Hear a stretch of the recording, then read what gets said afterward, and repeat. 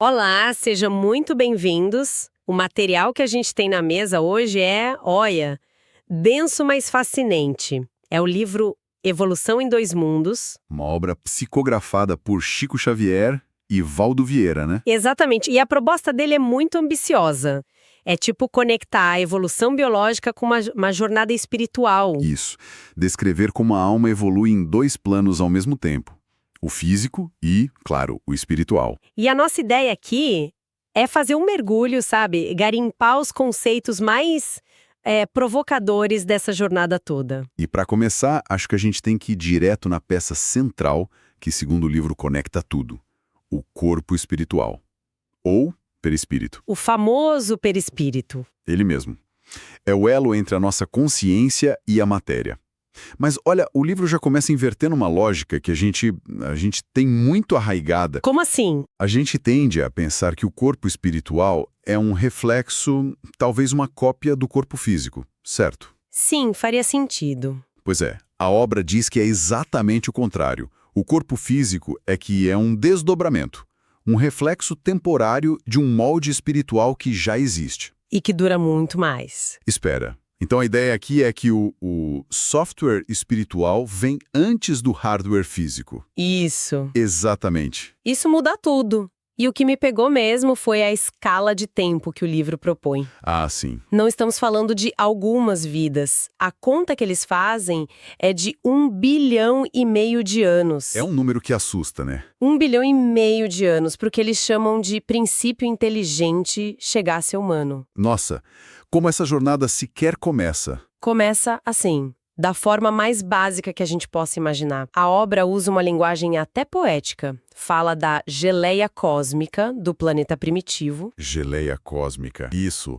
E esse princípio inteligente, que a gente pode pensar como uma faísca de consciência, começa a se individualizar ali, nos elementos mais básicos da vida. Tipo o quê? Vírus, bactérias, as primeiras células que existiram. Peraí, quer dizer que, segundo essa visão, todos nós, em algum nível, já fomos um vírus? É uma ideia que dá uma certa humildade, né? Totalmente. É uma linha contínua. Depois dessa fase, vamos dizer, microbiótica, essa centelha mergulha no reino vegetal. Se manifesta em algas, aprendendo ali os princípios de organização, de fotossíntese. E depois vai para os animais, imagino. Isso, a jornada se acelera no reino animal. Passa por artrópodes, peixes, répteis, até chegar nos primeiros mamíferos. E o fascinante é que cada estágio desses não é aleatório. É como se fosse um currículo? Perfeito. Um currículo cósmico. No reino vegetal, a alma assimila a organização. No animal, ela desenvolve o instinto, a sensibilidade, os primeiros afetos. E toda essa bagagem, toda essa experiência tem que ficar guardada em algum lugar. É aí que entra o tal corpo espiritual, certo? Ele vai sendo esculpido por essa jornada. Precisamente. A cada etapa, o corpo espiritual vai se tornando mais complexo. E o acúmulo de bilhões de anos de repetição. Respirar, digerir, fugir. As coisas básicas da vida. As coisas básicas. Isso cria algo que a obra chama de automatismo fisiológico. Automatismo fisiológico soa um pouco técnico. Tem um jeito mais simples de entender isso? Tem sim. Pense em como a gente aprende a ler. No começo, é um esforço consciente, né? A gente pensa em cada letra, cada sílaba. É bem penoso, sim. Exato. Mas, depois de anos, vira automático. A gente lê sem pensar no mecanismo. O mesmo teria acontecido com as funções do nosso corpo. O princípio inteligente praticou a respiração por milhões de anos, a digestão, a circulação. Até que tudo isso ficasse gravado. Gravado nesse corpo espiritual. Hoje nosso corpo físico funciona nesse piloto automático porque a alma passou milênios aprendendo a dirigir. Isso Nossa, é fascinante. Se a alma tem essa memória muscular cósmica, então ela não pode ser só uma nuvem. Ela precisa ter uma estrutura, uma... Anatomia, né? Sim. E tem uma anatomia muito bem definida. O corpo espiritual ou psicossoma é descrito como um campo eletromagnético, complexo, maleável, plástico, formado por células de uma outra dimensão. E assim como o nosso corpo tem órgãos, O corpo espiritual tem o que a obra chama de centros vitais. São como usinas de energia que governam o corpo de carne e osso. Ok, usinas de energia. E qual seria a principal? A Itaipu do corpo espiritual. a principal, sem dúvida, é o centro coronário. Ele fica no topo da cabeça, na região do cérebro. A sede da mente. Exato. O ponto de conexão direto entre o espírito e a matéria. É o grande comandante. É por ele que a nossa vontade, o nosso pensamento, atua sobre as células do corpo físico. E como esse comando funciona na prática? Tipo, como essa energia se distribui para gerenciar, sei lá, a respiração, as emoções? Então, do centro coronário, a energia flui para os outros. Tem o centro cerebral, que controla os sentidos, a atividade intelectual, O laríngeo, eu imagino que seja da fala. da respiração e da fala. Perfeito. O cardíaco, que modula as emoções, a circulação. Tem o esplênico, o gástrico e o genésico, cada um com sua função. Entendi. Mas o ponto-chave é o fluxo. A mente, usando o coronário, direciona energia e diz, basicamente, vocês, células, formarão um fígado, vocês, ossos. É um processo direcionado pela consciência. Falamos da vida, da anatomia, mas e o fim dela? A morte. O livro usa uma analogia que eu achei inesperadamente bonita. Tem a ver com insetos, né? Exatamente. A obra compara a nossa existência a uma grande metamorfose. A vida no corpo físico seria a fase da larva. Focada em comer, crescer, acumular experiências no mundo material. Isso. O processo da morte, então, seria como o encasulamento da pupa. É um momento de transformação profunda. E o que acontece dentro desse casulo? Acontecem dois processos ao mesmo tempo. De um lado, o corpo físico passa pela histólise, que é a desintegração natural das células. O que a ciência já conhece. Sim, mas ao mesmo tempo, o corpo espiritual passa por um processo inverso, a histogênese espiritual. Ele se reorganiza, se refaz. Órgãos de percepção para a vida espiritual que estavam, digamos, adormecidos. Agora se desenvolvem. E a alma emerge no plano espiritual renovada, como uma borboleta que deixa o casulo para trás, com novas formas de perceber a realidade. Uma borboleta espiritual. É uma imagem poderosa. Mas o livro faz uma distinção importante sobre por que essa metamorfose é tão completa no ser humano e não tanto nos animais. Tem a ver com o pensamento, não é? Sim, esse é o ponto crucial. A chave é o que a obra chama de pensamento contínuo. Os animais, por terem um pensamento mais fragmentado, focado no instinto, no agora. Eles não sustentam essa consciência depois. Exato. Após a morte do corpo, eles tendem a entrar numa longa sonolência, uma hibernação espiritual.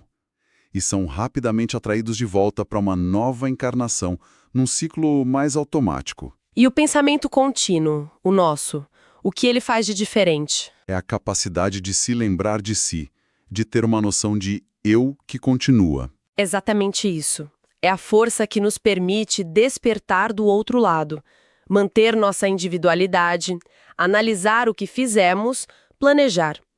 É o motor da nossa consciência no plano espiritual. Ok, a borboleta saiu do casulo. Para onde ela vai? É um grande vazio? Como a obra descreve esse ambiente? Definitivamente não há um vazio. O plano espiritual é descrito como um oceano de energia viva, chamado de fluido cósmico ou plasma divino. É a matéria-prima de tudo. E a gente interage com isso? Diretamente. A nossa mente absorve esse fluido e, pelo ato de pensar, o transforma. Peraí, como assim? O resultado é o que a obra chama de fluido vivo. Então, os nossos pensamentos não são só impulsos elétricos abstratos. Exato. Eles têm substância, eles criam coisas. Exato. Nessa concepção, pensamentos são matéria sutil. Eles têm cor, densidade, peso, forma. Nossos pensamentos criam a realidade imediata ao nosso redor no plano espiritual. O ambiente de um espírito é a projeção do seu muito interior. Nossa. Um pensamento de amor cria uma atmosfera luminosa. E um de ódio, Uma atmosfera densa, sufocante. literalmente. Se o pensamento cria um ambiente, como a gente interage? É cada um na sua bolha ou as bolhas se misturam? Elas se misturam o tempo todo.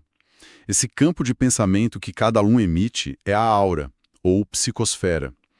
É a nossa assinatura energética, e é por aí que as mentes se conectam, por sintonia. E essa conexão pode ser boa ou ruim, imagino. Pode se manifestar de maneiras bem distintas. A obra detalha duas principais.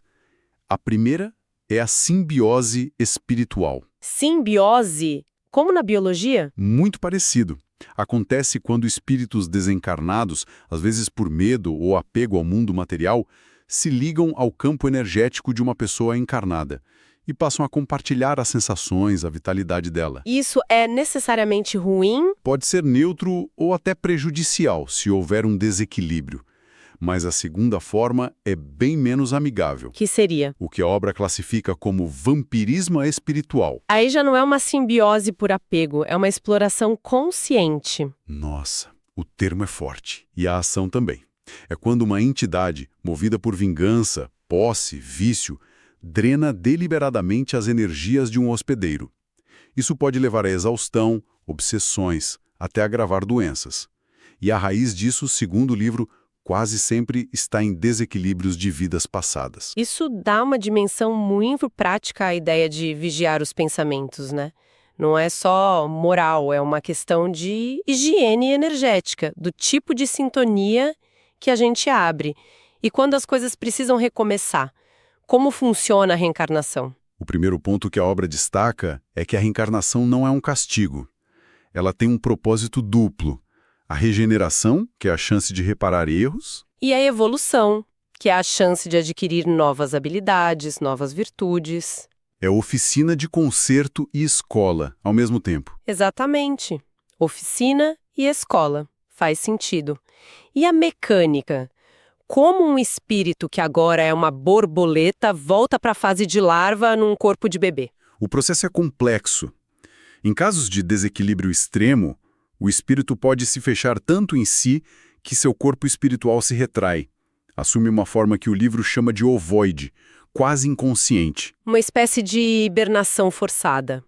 para que o molde dele se torne compatível com o tamanho de um zigoto e possa se ligar à célula-ovo no útero. Mas e a genética? Onde entra nisso? O espírito simplesmente apaga o DNA dos pais e impõe o seu? Não, a interação é mais sutil. A obra usa uma metáfora ótima.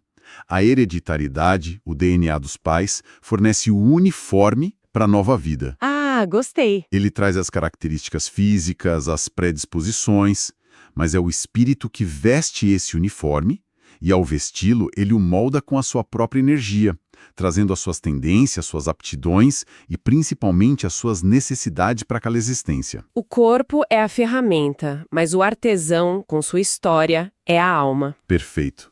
O artesão é a alma. Então, se a gente juntar todas essas peças, a jornada começa numa célula, evolui por bilhões de anos, constrói um corpo espiritual que automatiza nossas funções, sobrevive à morte e depois usa esse mesmo corpo como molde para uma nova vida, É um ciclo contínuo, sem saltos. sem atalhos. Exatamente. A mensagem central é que a vida é um processo ininterrupto de autoconstrução. O corpo espiritual não é uma sombra. É o registro vivo da nossa história, e nós somos os únicos responsáveis por ele. A qualidade desse corpo está sendo definida agora, pela qualidade dos nossos pensamentos. Somos os arquitetos de nós mesmos, então, num nível muito mais profundo do que a gente costuma pensar. Muito mais. O que nos leva a um último pensamento para reflexão. Se cada pensamento que a gente emite é, como a obra sugere, um fluido vivo que esculpe nosso corpo espiritual, que cria a nossa aura e que vai definir as condições da nossa próxima existência, qual é a qualidade da higiene mental que estamos praticando hoje para construir o ser que seremos amanhã?